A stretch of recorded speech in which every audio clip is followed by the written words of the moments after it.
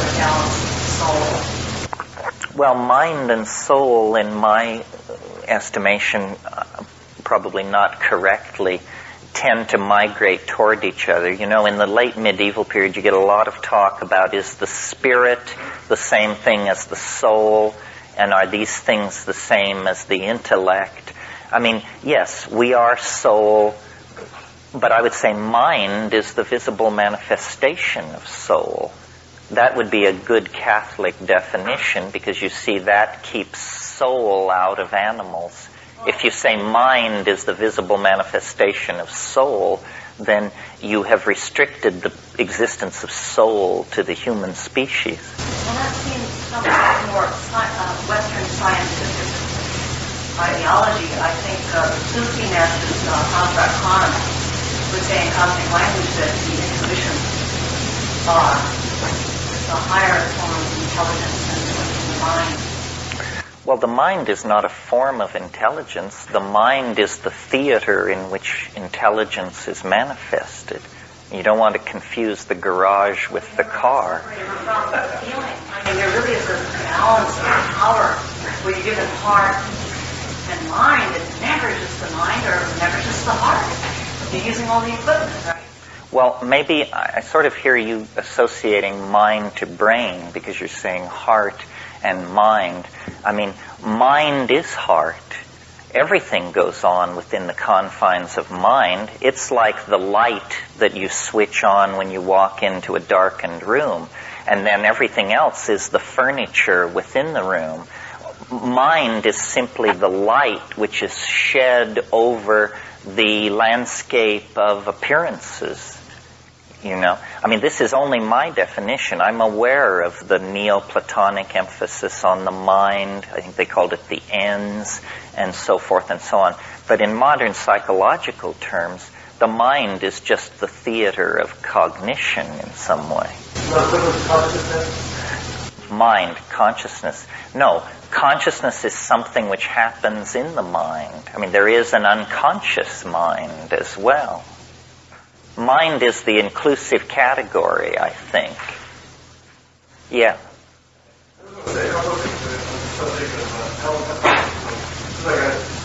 Stuff I've read about so-called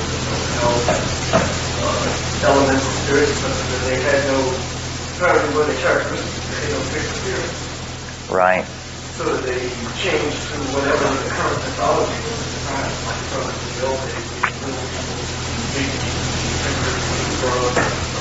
but nowadays you have a lot. Yeah, I think that's very good. That, you know, the hardest thing to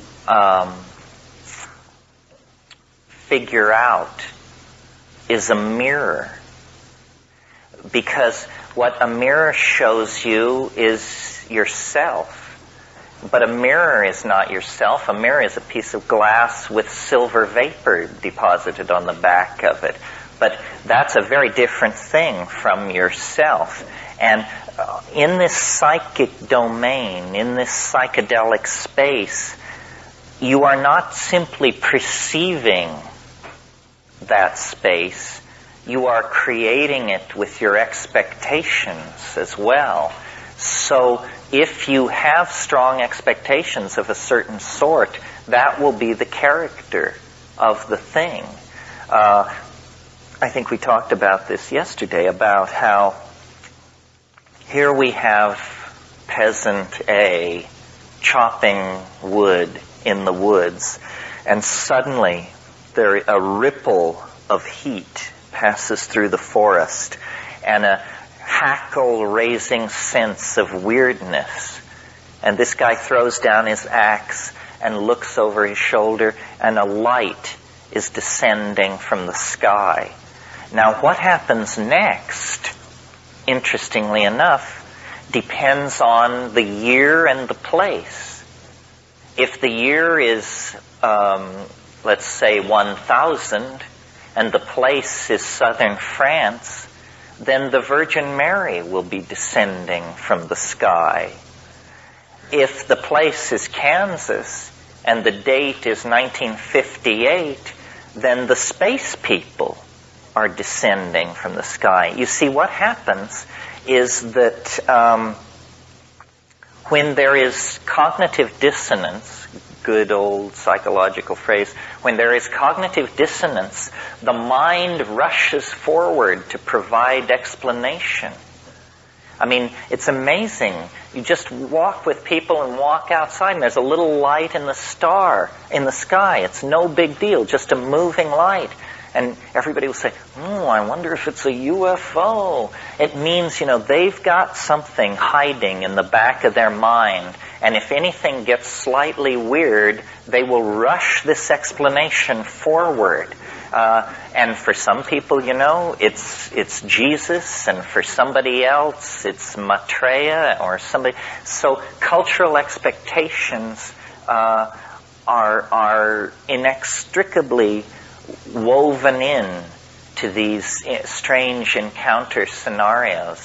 There was an interesting UFO theory a few years ago that I thought was kind of cute. I didn't exactly believe it.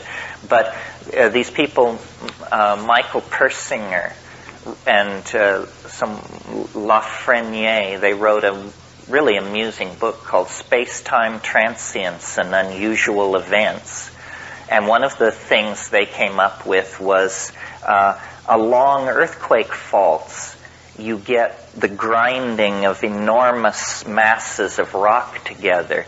And if these rock masses have a high percentage of quartz in them, you can get what is called piezoelectric phenomena. Now, piezoelectricity is simply a peculiar form of static electricity, but what it would do is it would create ball lightning in the sky, which would follow these stress lines in the earth. And, there is a connection not understood between earthquakes and the appearance of UFOs.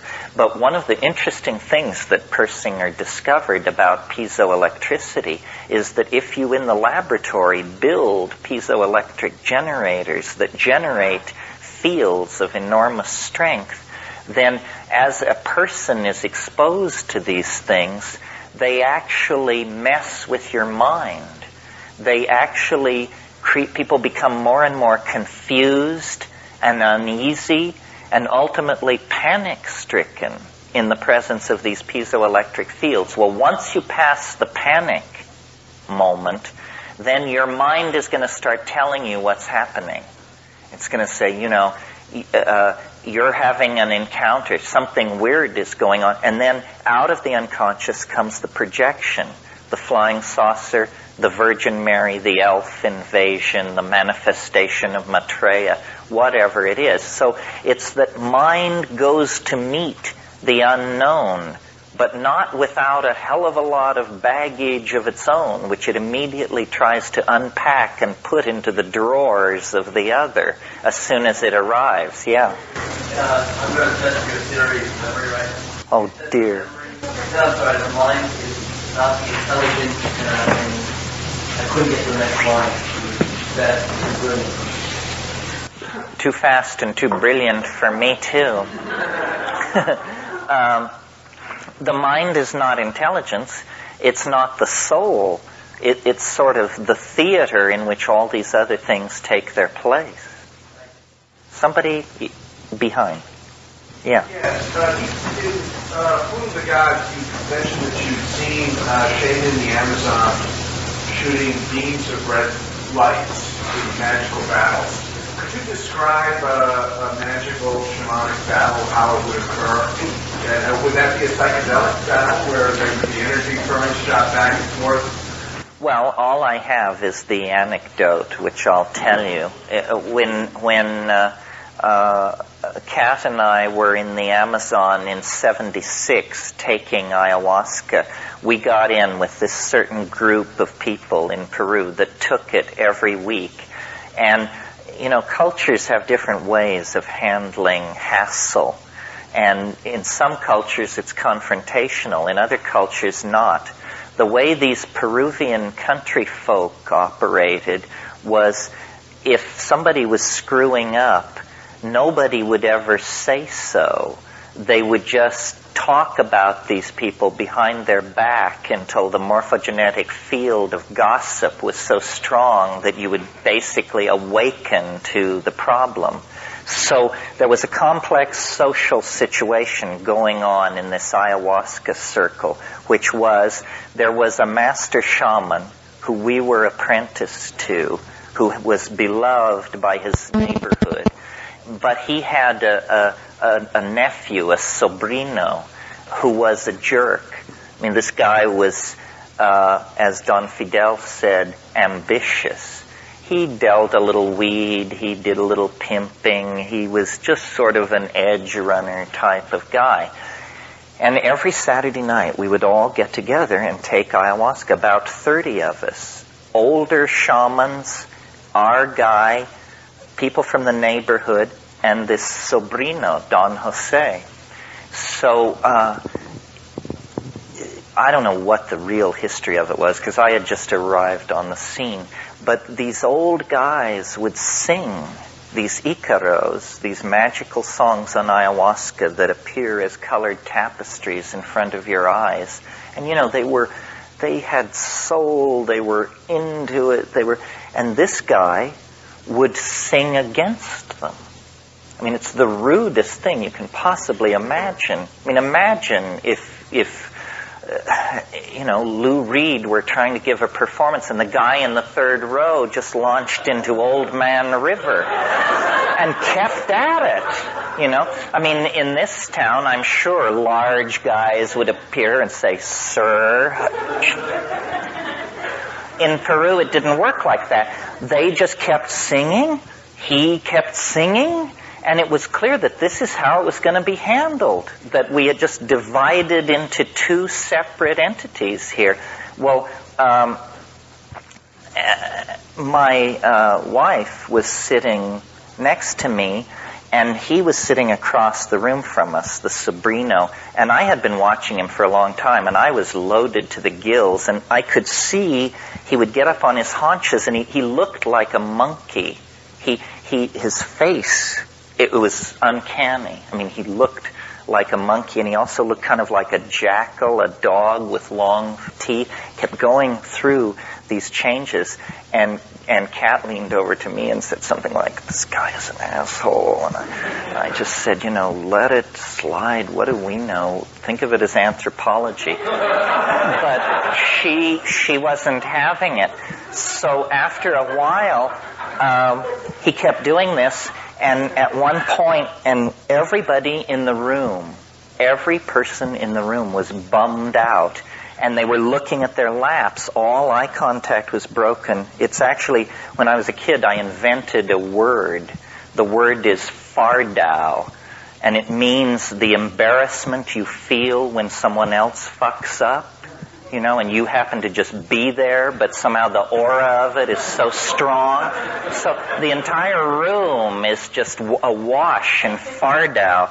And the old guys are singing, and the guy is singing. So then at the end of a particularly intense clash of these two styles, my wife just looked across the room at this guy and put the whammy on him. And I saw these red arrows leave her eyes and like dotted lines go across the room.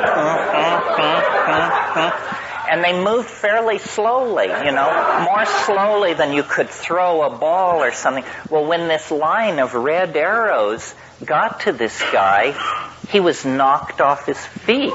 He fell backwards with his legs in the air, and there was a big noise. And all the singing stopped, and everybody in the room looked up. And these three old shaman who were sitting behind Don Fidel, who I, to that point, had not heard speak any language but Quechua, one turned to the other and he says in Spanish, "Oh, the gringa sends the zabudabara." What Yeah. about the shade shifting?